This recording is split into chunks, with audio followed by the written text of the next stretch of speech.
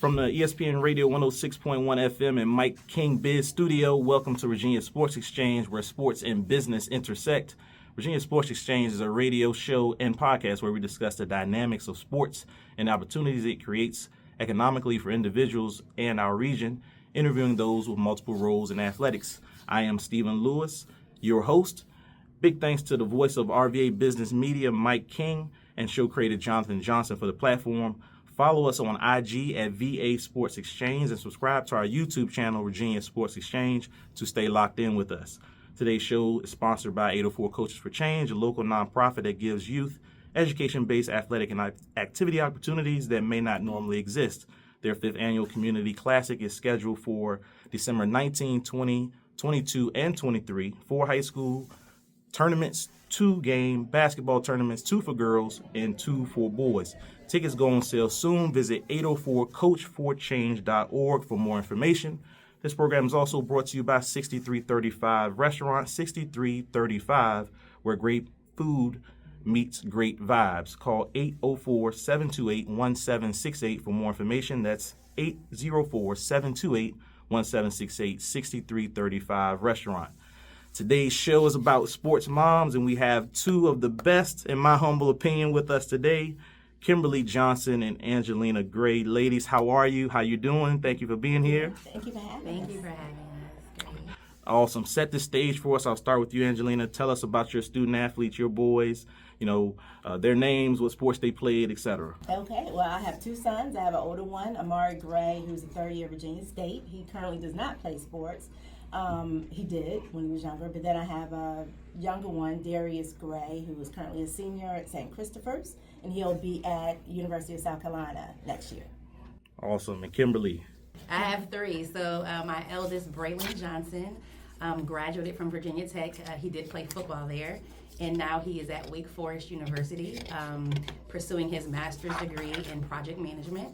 My son, Brennan Johnson, is currently at Virginia Tech. And he's a safety, so he's enjoying his time there. And then my daughter, Kyndall, is at Highland Springs. She's a junior there. Wow, and, time she flies. Track. Goodness. Yes, it does. So thank you guys again for being on. I just want to know, first off, what does it take to be a successful sports mom? I know you guys go through a lot of stuff. You do a lot of things. So, what keys do you think it is to be successful at that? Okay, I'll let you go first. I would say, first and foremost, you sacrifice. And I think that's just being a mother, being a parent. You sacrifice everything. But I think it's at another level when you have children, when you have multiple children who are doing it.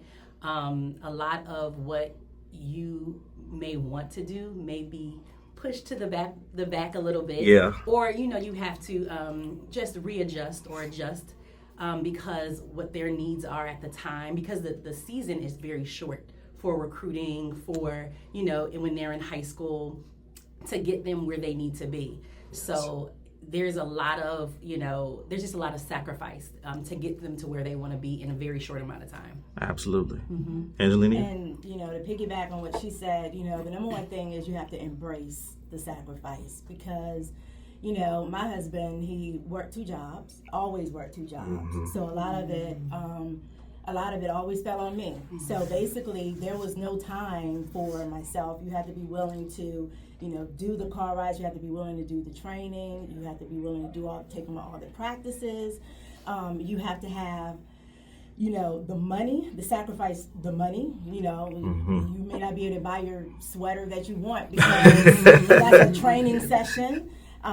You have to be willing to sacrifice that. You have to be willing to sacrifice your feelings because at the end of the day, it's tough, raising athletes and trying to keep them going, especially when they're young. Yes. So it's just, you have to be willing to realize that, hey, your kids are going to hate you. There's going to be periods when they hate you. As a mom, because you are tough on them and, open, but it's just, you just have to embrace the sacrifice because all of those are sacrifices. Great segue. So when they're young, I know it's probably moms and dads out there wondering how can we get kids as successful as your kids have been through sports. So what do you recommend as they're coming up as youth to get them involved with? I would say engagement as much as possible. First of all, the way that we raise our children, sports is not everything. It's not your identity. So right. It's not who you are. It's just what you do. But because they love it, right, and you want to support anything that they love, I would say engagement is really important from early on. Just getting them to have those experiences where they're building their confidence, and when it doesn't really matter, right? They're young, they're building confidence, they're building their knowledge of, in our situation, it's the X's and O's, right? But as far as, even like as they get older, going to camps, doing 7-on-7s, making sure you're participating in that. Anything that you can do even at the college level, going to camps at colleges, not just like the Adidas camps or the Nike camps, but also, going to your local colleges, going to, with the team and sometimes without the team. So even going back to your initial question about sacrifice, parents, I know in our environment, what I've seen at least, or from my experience, sometimes we rely on coaches a little bit more than we need to, because coaches have families too, That's right. Coaches, they may not be able to, but the sacrifice also goes to, you stepping up and saying, okay, I'll take my child, to Shenandoah. I'll take my child here or there, because that's what they're going to need to get recognized in that visibility. So I would say all of those things are important. Gotcha. Yeah, and and to piggyback off of that, basically when they're young, you have to expose them to pretty much everything, not just the environment that they're currently in, but also different environments. I made sure my kids were always around. We went to with Blacktop with at-risk youth, things of that nature. So they'll be around different environments and appreciate different cultures. That's the number one thing. Number two thing, when they're young, they don't know what they want. So if they love the game, and say, they're like, hey, I don't want to go to practice today, it's like, okay, well, why not? Why you don't want to go to practice? If they tell you that, well, because I don't feel good or whatever, no, you're all right, go ahead. You have, like I said, you just have to have tough skin. Tough love, Tough love, and you have to make them go. You have to push them because they don't know what they want, and you can never let them quit. Before every commitment, before every rec league or anything, I always would look my kids eye in the eye and I would say, hey, you want to do this? You're stuck for the whole season. There's no backing out. Commitment. Just because you don't like it. It's commitment. Yeah. So I would make sure that they had that commitment. It was something they wanted to do first. But you don't have no idea how many times they would want to back out just because it's hard or things of that nature. So you just have to realize you just have to push them, and you have to realize that, at the end of the day, they may not like you now, but they will later. I mean, it's not just that. Other little things, you have to teach them to appreciate their body. With my youngest being so big, he was always really big for his age. So when he got about 10, he started to get very overweight. So, I wasn't going to keep managing the kitchen, so I ended up saying, hey, you know what, everybody got to suffer. So I took all the snacks out the house. No snacks with DG? No snacks? No. Everything out the house, and boy, did he hate me. But I was like, I'm tired of seeing you run last, in the O-line, when football, when they running laps, I was tired of seeing him last. And now it becomes a culture. So eventually, they won't even think anything about it. Because he works really hard. Yes. He does not drink sugary drinks anymore. Yes. He don't eat a whole lot of sugar and stuff like that anymore because it affects them. Yes. So it's just little things. You just have to pay attention. You have to continue to embrace the sacrifice. It would be way easier for me to sit at home and not have to take you to practice because you don't want to go. But you have to realize you just can't. You can't do that as a sports mom, and if you want to see your kids successful. So when it's not successful, Darius just coming off. I know he wanted that state championship bad. He didn't win it. I got transfer here. Maybe things aren't going well. So how do you handle those failures, those ups and downs as well with your kids? So for us, especially for Braylon, because he did jump in the portal, right? Yeah. And he went away. He left Virginia Tech. He really felt like Virginia Tech was where he was called to be. He loved South Carolina. He loved Virginia Tech, and that's what he ultimately chose. Yeah. It wasn't what he thought it was going to be, and I think that was a shock to him. I think the most important thing as a mom or as a parent in general is to support your child. in every way you can. So he is 20 now. So time is flying, right? Man. We have become friends with him. There's a friendship that has. That's right. It changes. And it's an exchange that we have, we've gotten into this different space, but we are his safe place. We pray together. We talk every day. Every day we talk, and he can be vulnerable. He knows that he can be vulnerable to say exactly what he needs to say to us. So it's not easy, because, there may be tears, there may be just a lot of frustration, anger, because let me just tell you, everything that's said to you at that level from a coach is not what's actually being translated. So you take these people as people who you say what you mean and you mean what you say, but that's not always the case. Yes. And it's hurtful, but even in that, we're kind of trying to guide them through, all you can do is do your part. Do your best. Again, the football doesn't define you. Right? Your sport doesn't define you. So if that means that you need to go somewhere else, you bet on yourself, because that's what he did. He jumped in the portal, and we were like, "Are you?" We were scared, to be honest with you, because we just didn't know how that looked, and this is such a new process. Right. But once he did it, well, he kind of coached us through it and said, "Listen, I know what I can do. I know who I am." Within, I would say, a week, he was at another school. He was at Wake Forest. And it's been amazing since. And so I think for us, it's important, yes, to create that safe space, but also over the years. You can't start now, but you have to start early on building confidence. Him building independence in himself so that he's able to make those hard decisions, even when the people that love you the most, your mom and dad, are saying, "Oh, we don't know about this." Yeah. And so we see that he's at that point now where it's like, wow, he's becoming a man. And he's able to make decisions that are hard, even when you have, everybody saying we don't know if that's what you necessarily should do or not. Yeah. So it's creating a safe space, is building confidence early on, independence in his decision making, so that when he has to make those hard decisions, he can do that. Because we weren't going to make those decisions for him. That's right. He has to make his journey. This is his journey. Yeah. His journey. Yeah.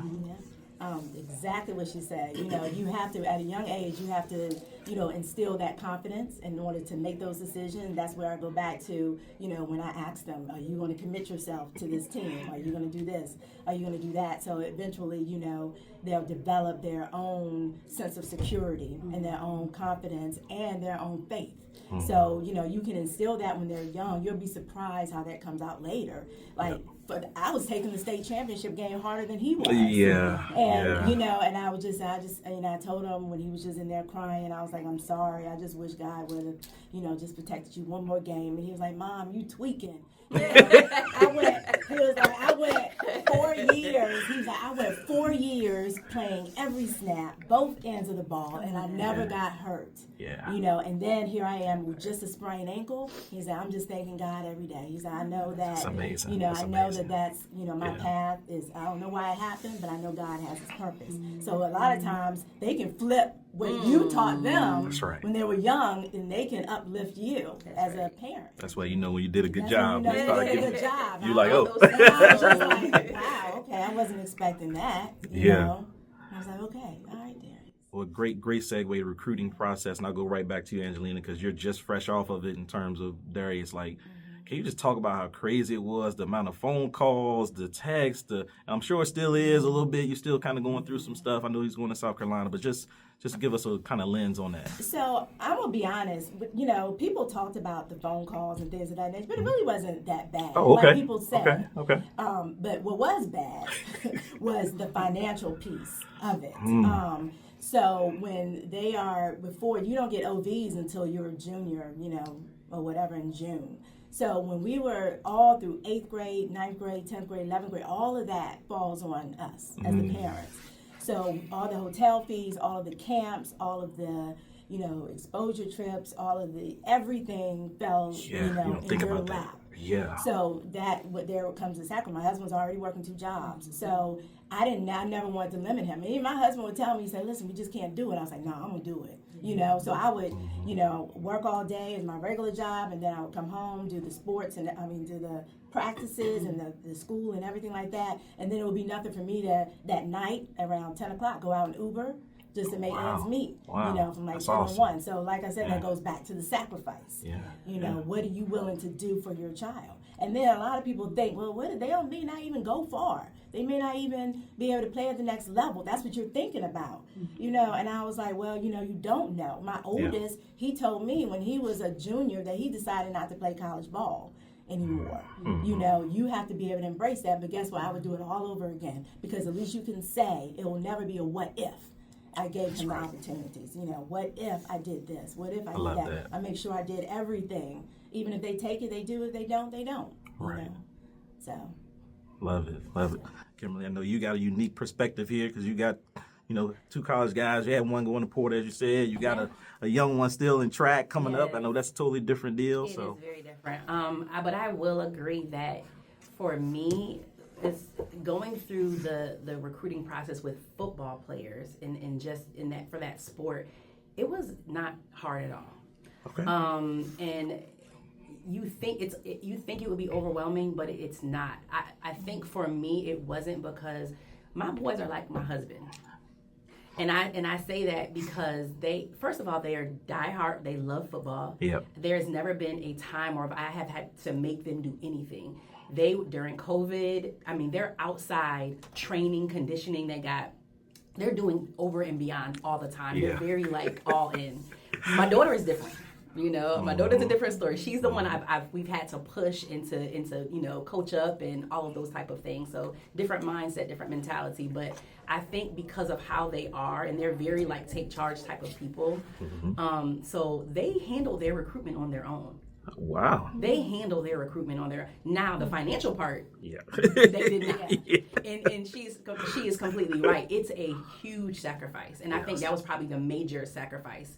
Is because you're flying places, you're driving places, in you know, I mean, okay, credit card, swipe on a regular basis, and you know, I'm in hotels working, while they may be, you know, doing things at the school, because I can't necessarily break away right now to, you know, but it's that's probably the major sacrifice is being, and then my husband's a teacher, so he can't leave. He's running a program, so it was all on me to do that. And so I enjoyed it. I loved it. I loved every moment of it. There was nothing bad about it, you know, except for the financial burden. And there is one, to be quite honest. But they handled the recruitment. They got on the calls with the coaches. They, you know, they talked all the time. They were texting. They embraced it. And so we were in the background, again, having conversations. We may have been behind them while they were on the phone listening to the conversation. Yeah. I may have jotted something down, asking this question. That's you know, right. Or, you know, make sure that this is discussed, you know, prior to getting on the call, but just to kind of guide them. But again, it's been, they handle it, you know, and we were just kind of there as a support and as a sounding board for the things that they may not think about, just because of their lack of experience, because they're young, right? Right. So with Kyndall, she's just now entering that. Yeah. And so she's had some interest with coaches, more, you know, in-state calling and reaching out, but and we're just encouraging her to continue to communicate. Continue to, you know, to talk to these coaches. It doesn't matter what schools you want to go to and what schools you don't want to go to. You build a relationship with everybody, because you don't know how things are going to go. That's right. Because the state of it changes day by day. Yes. I mean, it's very inconsistent. So they may want you. They may be pursuing you heavy and strong. And then the next week it may be a completely different story and you may not hear. So just develop relationships with everybody is what I would also say, to, you know, and be genuine about that. Yeah. If this is what you want to do, you know, build those relationships and connect in that way, and then, you know, whatever God has in store is what'll happen. So it'll be. So. Awesome. ESPN Radio 106.1 FM, Mike King Bid Studio. Stephen Lewis again here with our sports moms, Angelena Gray and Kimberly Johnson, Going back to you, Kimberly, you talked about your husband, Lauren Johnson, Highland Springs, super successful football program. You're a sports mom, and now you're married. You're the sports mom with the coaches as the husband. Yeah. So how in the world do you handle all of that? I know Lauren is always hopefully trying to take care of you, but that's a lot. I know that's a lot to handle. It's a lot. I will say, over the years, I mean, we've been doing this together for the past 22 years. Yeah. So what it was once is not what it is today. Yeah. And it's been a progression. So I've learned a lot. I've definitely gotten tougher skin in every capacity you can imagine. Yeah. I think initially I was in shock. You know, I laugh about it and I said it, you know, very lightly, but I used to always like fuss at him and say when we first got married, like, I didn't plan to be a single mother. You know yeah, what I mean? Like, yeah. Because where I came from, I'm from Connecticut, had no idea about football. You know, I'm not a part of a football family, nothing of the sort. I meet this guy, and it's like... At Tech, right? At Tech. We met at Virginia Tech in grad school, and it's, you know, we got married, and even... he never talked to me and walked me through the process of what it was going to be like. Yes. And now I'm thinking he had no idea either. True. I mean, he was 26 at Stonewall Jackson in Manassas. And so he had no idea what it really encompassed. But I'm thinking, we want to start a family, and it's like, how are we going to do that? And we were in Northern Virginia at the time. So, you know, just that was another, you know, hurdle because just the traffic and work. I mean, I'm 16 miles from my house, but you know, it takes me an hour and a half to get home. Wow. You know, and so yeah, I had to do a lot early on. Yeah. I had to do a lot, and so it was a strain on my marriage. We got through it.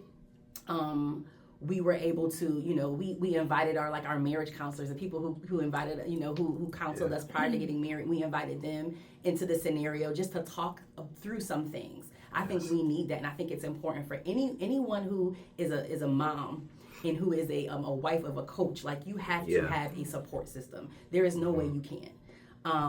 You have to have people that understand your lifestyle, because for me, I had nobody. My father, my mother, my friends, they were all like, this is your life? Your husband comes home at 9 o'clock, 9:30 every night? Yeah. And I'm like, yeah. And I have two boys, two toddler boys, you know. But as we've gotten more established and as time has passed, it's gotten easier. And I think the major shift for us was the fact that Lauren invited me into what he was doing. So it wasn't, I'm over here managing the house, the bills, you know, doing all of the domestic things while he's over here with the team. I learned about what he was doing, and he invited me in, so we would have dinner at the school. Yeah. And we would do the things we needed to do to make it work. So it became a part of my world as well. It wasn't just his world. We weren't separate anymore. So, you know, being so young, we had to learn that. And so once we did that, it was a shift in our marriage. That's awesome. It changed everything. So, yeah. I love that. Love that. Yeah.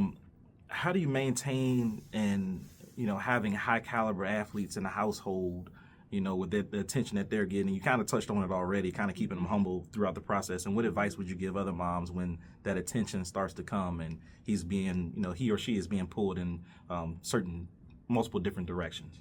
Well, the main thing, I just always continue to tell him to, you know, stay humble, of course. Also, you know, continue to work hard. No matter how many people, no matter how many accolades you have or anything like that, always work hard, because God gave you this talent, He can take it away just like that. That's right. I always reminded him of that. In the household, you have to make sure it keeps balanced, because sometimes, you know, they may smell themselves a little bit, you know, and you have to kind of just make sure, you know, keep them in their place, just basically, and just help, just be that support system, you know, in every way. Pay attention. It's so important. You have to pay attention to your kids, like, especially with their mental health. Like, if they are, like, always in a dark room or something like that, like, hey, what's going on? You know, investigate. You need to see what's going on, because people don't understand how much pressure it is, how much social media is so cool. Oh man, social media. Social media, Didn't have that growing up. It's just Thankful. bad, and grown people, they don't realize that these are just kids. Yeah. So when they are dealing with all of this, you just have to make sure, bring it up. Don't just brush it under the rug. Talk to them about it. Have that open communication. Never just tell your kid, well, just suck it up, or don't ever do that. Always just talk to them. Have that open communication.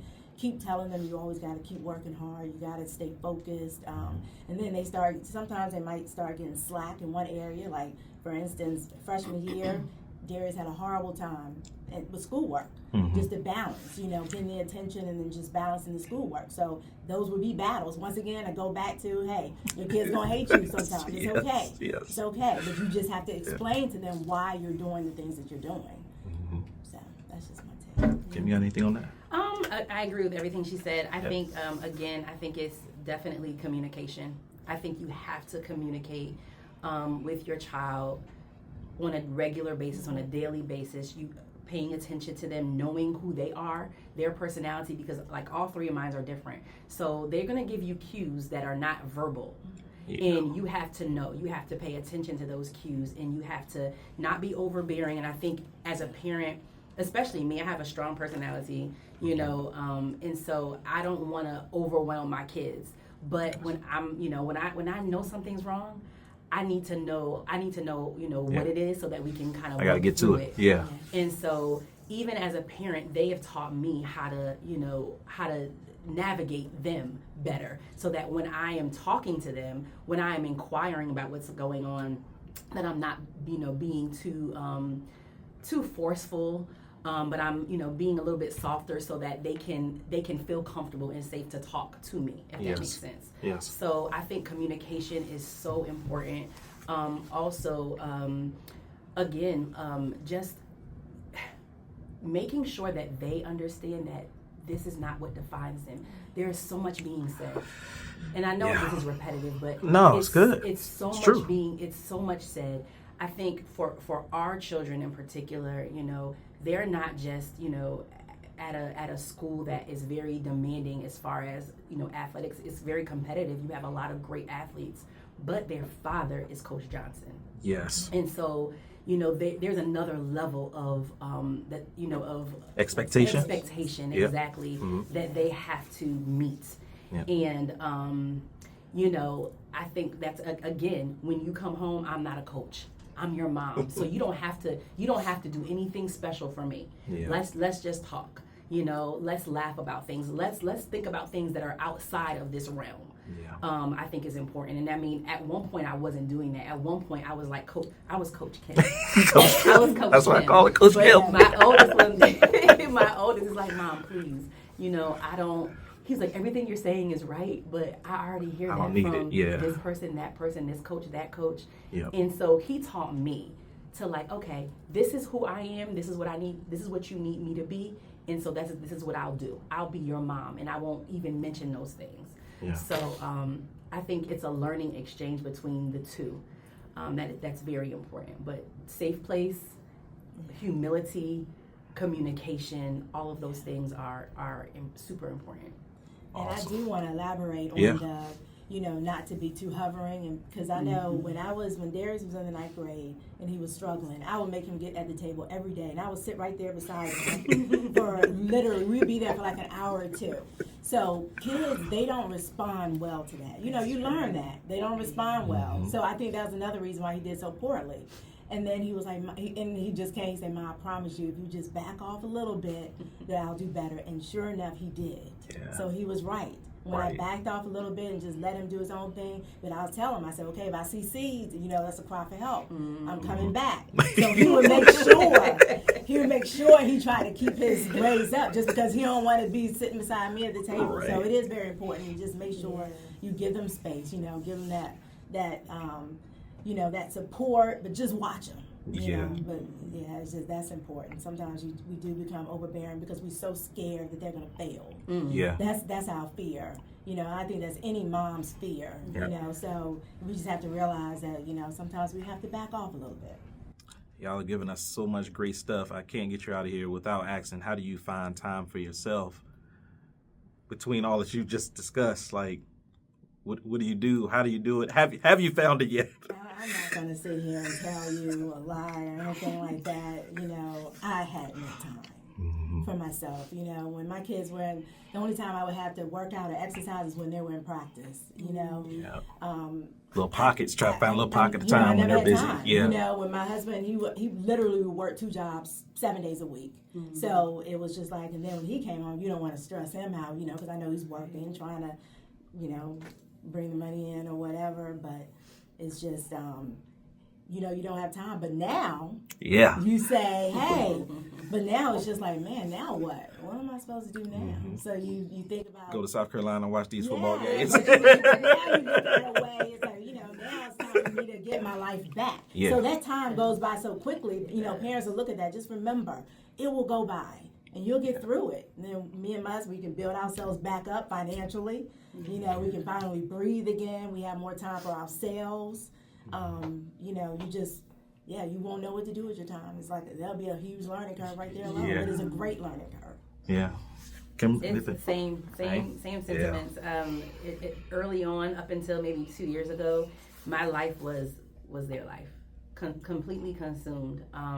And I'm not saying that in a good way. I mean, there needs to be balance in everything. Yeah. There really should be. Yeah. I think based on my personality and as a mother, you know, whatever your children are doing, you are just going to be all in with. You know, if you love your kids, and most of us do love our children, so you just want to support them. Part of what we do is, you know, we're made to make them better than what we could ever think or imagine for them or for ourselves, right? So that's our goal, is to make sure that they end up successful as much as possible. And they own some of that too. They own a lot of that. They own a lot of that, but we want to do our part. So there was no time for myself, but I enjoyed, you know, serving them in that season. Now, you know, we're traveling every weekend. We are somewhere every weekend, and we're tired. We are tired, I'm not gonna lie, but it's a blessing. Absolutely. Like, we wouldn't even ever speak against that, you know, because everybody does not have that opportunity. My children they're living out their prayers.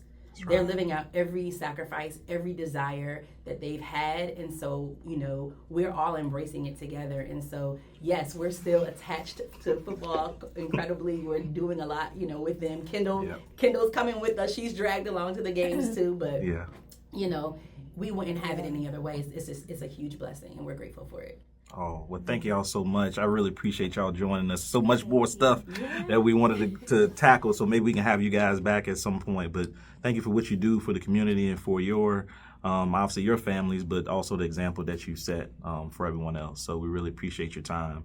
We got a little gift form right here as well. And we'd like to thank you guys. That was so funny you said. Oh, really? Oh, good. There we go. Me and my partner, Jonathan Johnson, we on the... More to do for us. That's right. More for y'all. Take care of you guys as well. So thank you guys for being a guest. Episode 2 is in the books. Virginia Sports Exchange, Kimberly Johnson, Angelena Gray. I'm Stephen Lewis. We'll see you next time.